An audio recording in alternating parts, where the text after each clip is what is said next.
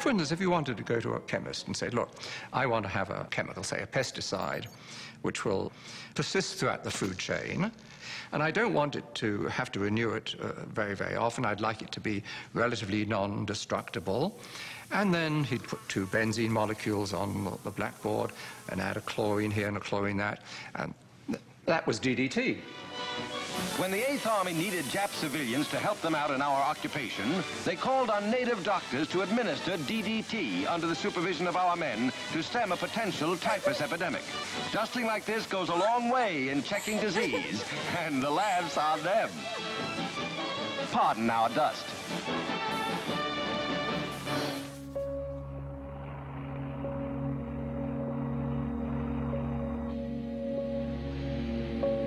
As the petrochemical era grew and grew, warning signs emerged that some of these chemicals could pose hazards.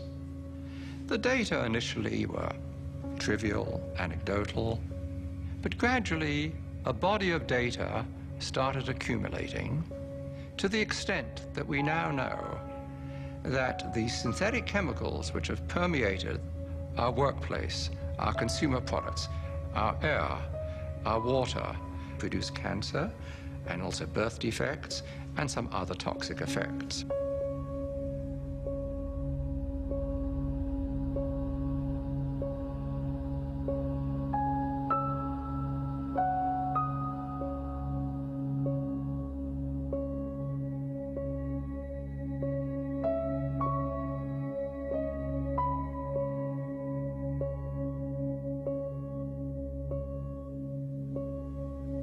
Furthermore, industry has known about this, at least most industries have known about this, and have attempted to trivialize these risks.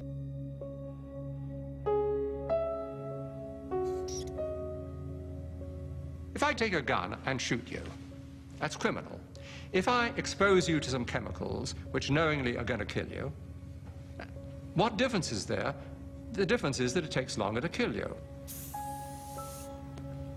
We are now in the midst of a major cancer epidemic, and I have no doubt, and I have documented the basis for this, that industry is largely responsible for this overwhelming epidemic of cancer, in which 1 in every 2 men get cancer in their lifetimes, and 1 in every 3 women get cancer in their lifetimes.